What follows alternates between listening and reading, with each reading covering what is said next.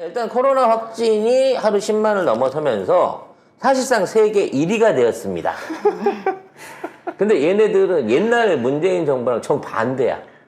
막 그때는 막 저기 절대 숫자에서 안 되면 증감률 막 인구당 얼마 그다음에 뭐 단기간 감염 속도 이런 걸 해갖고 우리나라 방역 망했다고 그 난리를 치더니 요즘 겸손한 기레기들, 외람이들은 어떻게든 지금 이 심각한 상황을 개무시하고 지나가려고 하고 있고요.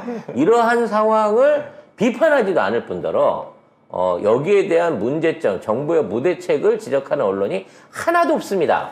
저는 진짜 너무 속상하고 짜증나는 게 문재인 대통령님 해외 순방 가셨을 때 그 모습들 있잖아요. 우리가 유튜브로 KTV 들어가 찾아봐야 되는 그것들을 만약에 공중파에서 정상적으로, 지상파에서 정상적으로 원래 해야 되는 수준까지만 해줬어도 문재인 대통령님의 지지율은 훨씬 높았을 것이며 많은 사람들이 아, 대한민국이 이런 나라구나 이러면서 굉장히 행복했을 것 같아요. 근데 지금 이 기레기들이 이 경이 이렇게 잘못하고 있는데 사실 경에 잘못하고 있는 부분을 문재인 정부 때만큼만 지적해줘도 사실 경은 바로 끌어내려오는 거거든요. 언론 자유지수는 어디 갔는지 모르겠어요. 네. 그래서 진짜 이건 진짜 아무리 생각하고 또 해도 언론을 정상화시키고 언론을 그냥 때려 패배가지고 진짜 정신 차리게 안 하면은 방법이 없다. 여러분 아시죠? 아시아에서 가장 자유로운 언론이 대한민국 언론입니다. 자, 뭐라고? 인터넷에도 그런 게 있어요. 뭐 문재인 대통령이 뭘 잘못했나, 이따위로 문자를 보냈나, 바지를 거꾸로 입거나, 당무에 개입을 했냐, 사적 채용을 했냐, 막말을 했냐, 술을 처마셨냐, 아무것도 안 했다. 세계 경제 순위 9위, 경제 성장률 4%, 선진국 진입, G7 초청, 상호 원클럽 가입, 국민소득 역대 최고 상승. 이렇게 했는데 왜 이렇게 욕을 한 거야? 그러니까 난 너무 그게 너무 가슴 아프고 너무 속상하고 너무 억울하고 화가 나는 거예요, 진짜로. 자, 문제는 화장장만 늘리고 있는 이 정부의 방역 대책이 지금 얼마만큼 위기 상황인 건지를 우리가 한번 찾아보도록 하겠습니다. 먼저 기사 볼까요? 코로나19 신규 확진자 수가 석 달여 만에 10만 명을 넘어섰고 일주일 누적 확진자 수는 세계 5위를 기록했습니다. 세계 1위는 일본인데요. 인구 10만 명당 확진자 수로 비교를 해보면 한국이 1위입니다. 특히 국내 위중증 환자 수가 지속적으로 증가하고 있는데 이들 중 절반은 사망 위험이 높은 80세 이상 고령층입니다. 이제 위중증 환자 수가 늘어나고 있는 부분도 걱정이지만 젊은 층에서 20대나 심지어 초등학교, 중학교에서도 감염자가 막 나오고 있어요. 이거는 그동안 있었던 그 GH 바이러스나 그 이전에 있었던 데에서는 못 찾아보는 거였거든. 젊은 애들은 괜찮았단 말이야. 근데 지금 가장 활동력 높고 취약 계층의 하나인 이 젊은 친구들 이거 강제로 셧다운 시켜버리면 뭐 노동은 둘째 치고라도 소비가 확 줄거든요, 지금. 대한민국 내수 소비를 견인하고 있는 그룹은 5, 60대가 아닙니다. 이분들은 집 사고 차 사시는 거고요. 다니면서 식당이든 카페든 어디든 내수 산업을 지금 거의 유일하게 살려내고 있는 게 20, 30대들인데 지금 이쪽의 확산세가 가면 갈수록 높아지고 있는데 조치는 없다는 거죠. 지금 아시아경제 보도를 보면 한국의 주간 확진자 수가 세계 5위라고 하잖아요. 근데 이거를 늘 기레기들이 제일 많이 하는 거 10만 명당, 인구 10만 명당 확진자 수로 비교하면 세계 1위입니다. 세계 1위예요. 우리가 두 달 전까지만 해도 세계 방역 1위였거든요. 블룸버그 선정. 블룸버그 선정 세계 방역 1위 했는데 그렇죠. 무슨 중간이 없어. 꼴찌야. 이거. 바로 꼴찌가 된 거예요, 지금. 세계 꼴찌야, 꼴찌. 문제는 그럼에도 불구하고 아무런 후속 대책을 안 하고 있다는 거죠. 아니 과학 방역이라며. 도대체 뭘 하겠다. 자율 방역이 무슨 과학이야. 난 참 정말 알 수가 없네. 이것은 정신력으로 이겨내든가 일본처럼 민도로 이겨내겠다라는 뭐 이런 의도인 것 같은데, 자, 이 상황에서 코로나 확진 장병들이 있었나 봐요. 논산훈련소에. 아이고. 골 때리죠 이거. 이 훈련소에 확진을 받은 사람들을 귀가 조치를 시켰습니다. 군대 갔는데요. 군대에서 집에 가. 그 코로나 걸렸다고 너 집에 가 그런 거야. 이게 말이 되나요? 우리 아들은 6개월 전에 군대를 갔잖아요. 네. 군대 들어가는 순간 부모가 차에서 못 내리게 하고 애만 빼갖고 2주 동안 격리를 했어요. 그때 돌아오는 길에 우셨다면서요. 그러니까 왜냐면 너무 갑자기 안아볼 시간도 없이 뒤에 앉은 애만 쑥 내리라 그러고 가세요. 차 출발하세요. 이러는 바람에 인사를 못한 거야. 그 정도로 그 정도로 했는데 음. 그러니까 이거는 확진자도 아니고 그냥 입대한 사람 전원을 그런 식으로 해갖고 질병 확산 관리를 했는데 확진된 애를 야 버스 타고 니들 집에 가 기차 타고 알아서 가 그리고 돌려보냈다니까. 진짜 이거는 아니 그러면 여기 가는 애들 중에 그냥 가는 애들도 있을까? 버스 타고 지하철 타고 뭐 이렇게 가는 애들 있을 거 아니야? 부모가 불러서 데리러 오면 부모님 차 타고 갈 수 있는데 그게 안 되면 기차 타고 버스 타고 간 거예요. 아니, 근데 부모님 확진이 차를 됐는데. 차도 부모는 걸릴 부모님은 거잖아. 어떻게? 부모는 책임져야지. 아니, 확산되는 걸 계속 가족들은 할 수 없는 거고 와. 문제는 대중교통을 이용해서 몇 명이 얼마나 많은 사람들과 접촉을 했는지 아예 모른다는 거지. 그리고 논산 육군훈련소는 전국에서 오기 때문에 이 사람들이 전국으로 퍼지는 겁니다. 그러네요. 이거 어떻게 될지 몰라요. 근데 육군훈련소 측에서는 그 귀가시키는 장병들에 대해서 인력과 예산상 문제로 차량 지원이 어렵다고 입장을 밝혔는데. 귀가를 시키지 마. 그냥 잡아놓고 한 2주 동안 두고 치료를 하든지 치료를 하든 격리를 해서 격리를 뭐. 해갖고 처리를 해야 될 거야. 그래서 심하면 병원에 옮기고 안 되면 집으로 보냈다가 6개월 후에 다시 부르든가. 아니 내가 생각해도 얼마든지 처리를 할 수 있는 능력이 있는데 아니 군인이 무슨 호텔방을 달라 그랬겠어. 뭐 개인 치료를 붙여달라 그랬겠어. 그걸 갖다가 예산이 없다는 이유로 아이고, 그냥 가. 진짜. 이게 말이 되냐고. 이런 무책임한 짓이 어디가 있냐고. 이게 뭐냐면 이 하도 지금 저 뭐야 박경란 백경란. 백경란 그 사람이 한덕수 총리랑 똑같이 닮은. 너무 똑같아. 나 정말 깜짝 놀랐- 똑같이 생겼어요. 머리만 바꾸면 똑같아. 내가 보기에는 그 침묵의 소리 애봉이 닮았던데. 헤어스타일을 그렇게 해놓으니까 딱 애봉이던데 각도 그렇고. 대박. 네. 아무튼 그 질병청에서부터 자율방역한다 우리는 모르겠다 이렇게 하니까 군대까지 그게 내려오는 거예요. 아 야 위에서도 뭐 마음대로 하고 그냥 사람들한테 맡긴다는데 야 우리가 무슨 야 군대인데 무슨 야 집에 가 이렇게 되는 겁니다. 아니 버스 10대만 동원하면 실어갖고 집에다 보내줄 수 있잖아. 지역별로 나눠가지고. 그거 안 한다는 거 안 아니에요? 한다는 거예요. 그거를 하기 돈이 없대 대한민국 군대가. 국방 예산이 60조인데 돈이 없대요. 아니 그것도 원래부터 224명이 아니고 확진이 서서히 늘어난 거예요. 그러면 군대에서 생긴 거잖아. 그럼 군대에서 책임을 져야지. 그러니까 근데 책임 안 진다는 거야. 자, 이래놓고 딱 그칠까? 그 안에 있는 장병들 200명 돌려보낸 걸로 해갖고 안에 감염이 그칠까? 결국 나중에 6개월 한 6개월 동안 아니 6개월이 아니라 한 6주 동안 훈련 받는 동안 거의 전체가 다 결국은 감염되고 말걸? 그리고 장병들만 있습니까? 그 간부들도 있어요. 간부들은 또 안에 있잖아. 그러니까 밖으로는 다 내보내고 간부들은 또 여기 있으면서 또 퍼뜨려.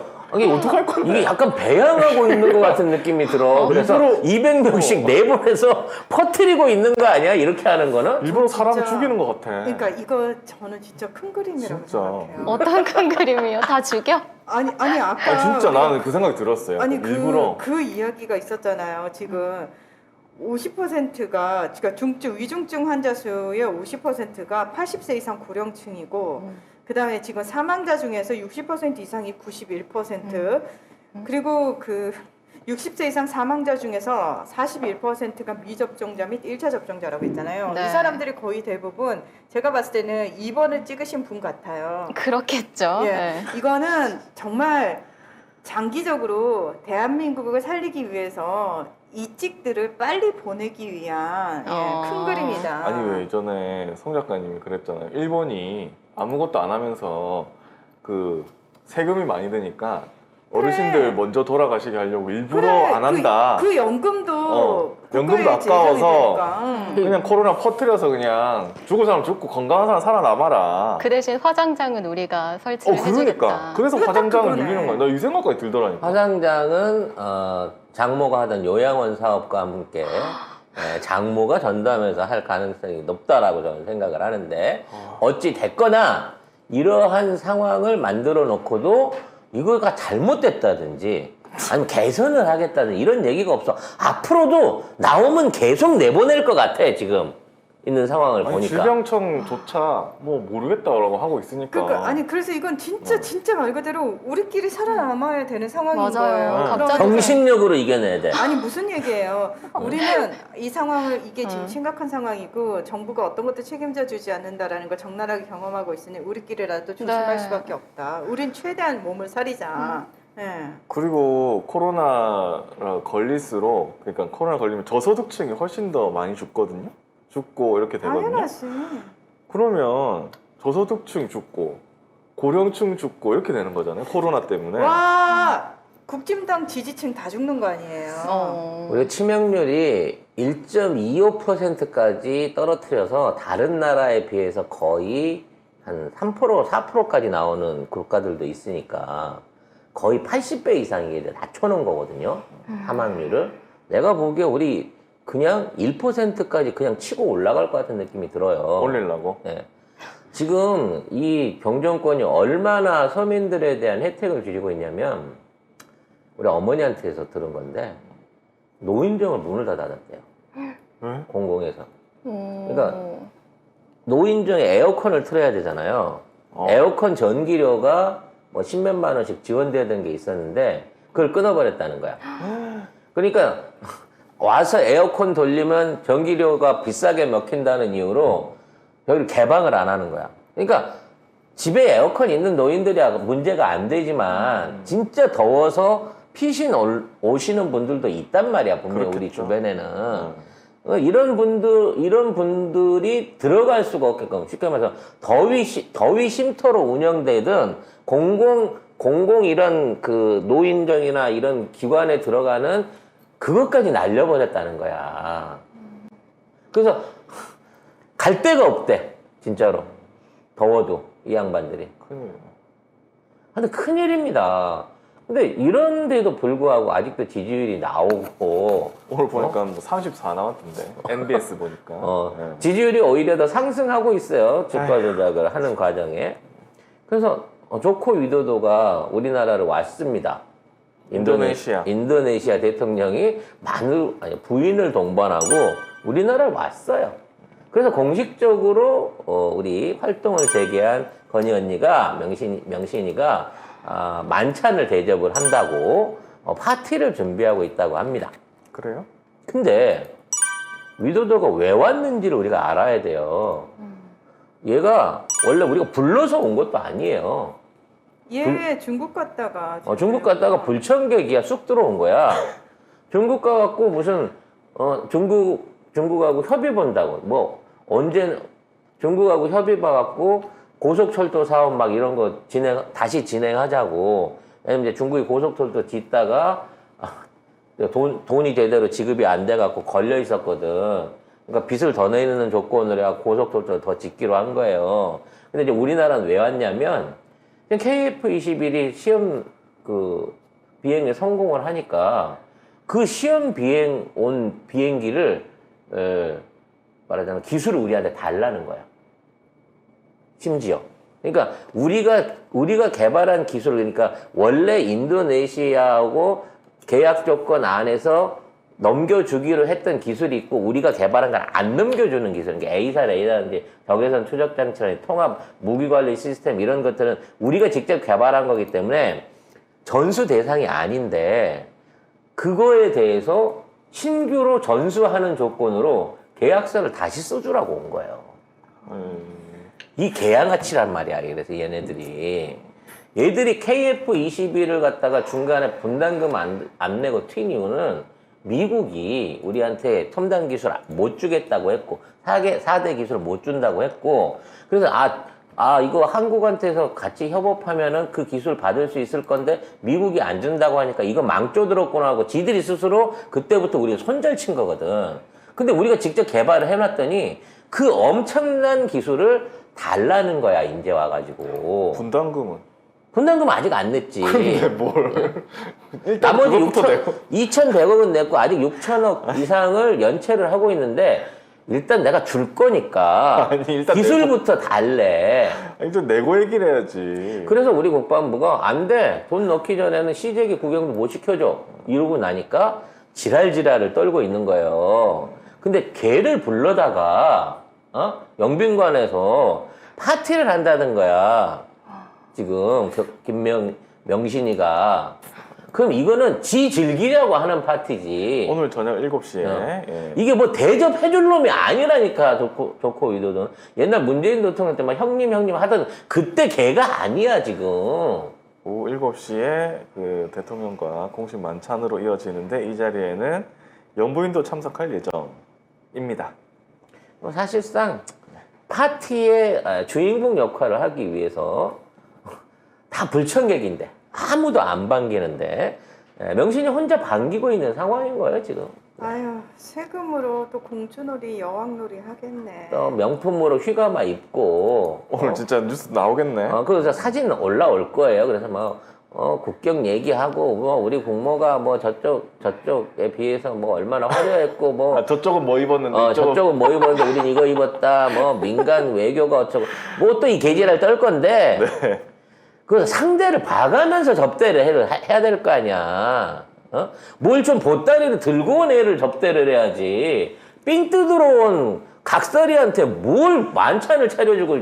국격이나 국가 이익 따위시 무엇이 중요한데 내가 오늘 여왕처럼 명품 치장하고 나와가지고 나 오늘 사진 잘 나온 거만 뿌려요. 그렇지. 김 기자 알지? 나 오른쪽이 괜찮아. 나 오른쪽으로. 응? 사진 좀 잘 찍고. 오른쪽 위주로 해서 하방 15도 각도로 찍어줘. 뭐 이런 식으로 해갖고. 다리 쪽은 잡지 말라고. 내가 하체는 자신이 없어. 합이야, 합이. 손도 안 되는데. 오늘 장갑 끼고 나올까요? 모르지 뭐 스트레이드 받아서 좀 가라앉았는지. 그러니까 이게 있다 없다 해요, 사진에 보면. 아, 그래요? 예. 컨디션 좋은 날은 좀 들어가고 컨디션 나쁜 날은 더 많이 튀어나오고 뭐 그런 상황이니까. 아무튼 어찌 됐거나 오늘 밤에도 정말 국가의 어떤 그 이익하고 전혀 상관없는 명신을 위한 파티가 기획됐다. 아니 근데 우리나라 진짜 하는 짓 보면 어, 민비랑 똑같지 않아? 나라 팔아먹는 짓거리가?